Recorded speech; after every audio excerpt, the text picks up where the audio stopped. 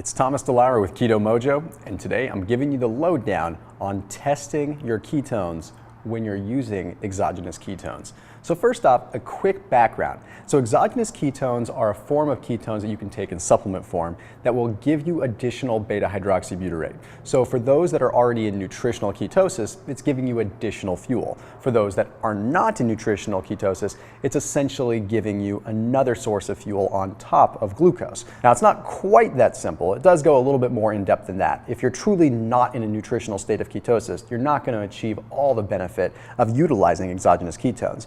But more importantly, let's talk about how you can determine when you should be using exogenous ketones based on where your ketone levels land by using the Keto Mojo meter.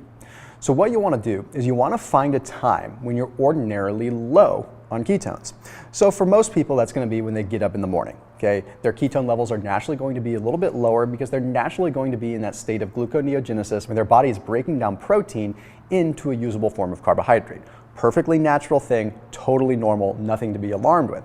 But you can give yourself a little bit of a brain boost and a little bit of an energy boost by using exogenous ketones at that point in time.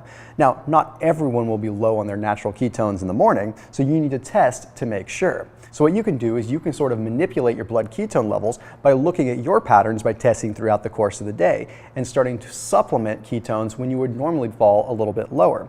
Now, this will come in handy for someone that's trying to preserve muscle mass a little bit more. If you're concerned with your body breaking down protein and using it for energy, then utilizing exogenous ketones during those points in time will be really, really powerful. But here's the thing.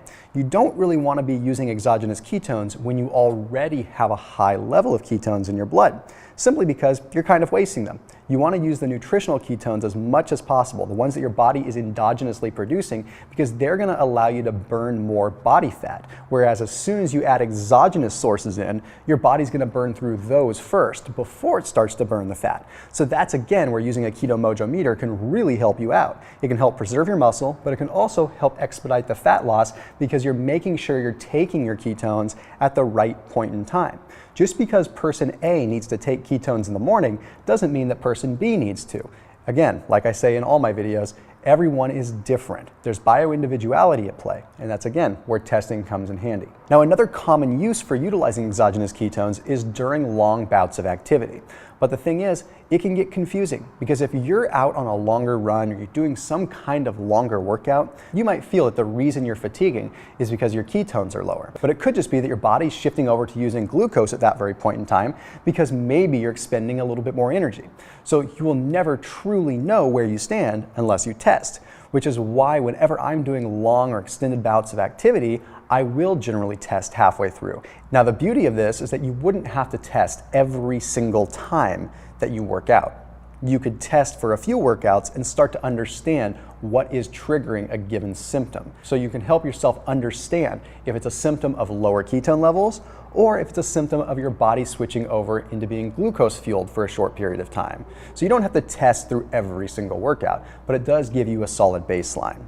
So hopefully this video gives you a solid understanding of how you can maximize your ketogenic lifestyle utilizing ketones, but also allowing you to save some money so you're not necessarily using ketones all the time by using your keto meter to see when you really need them.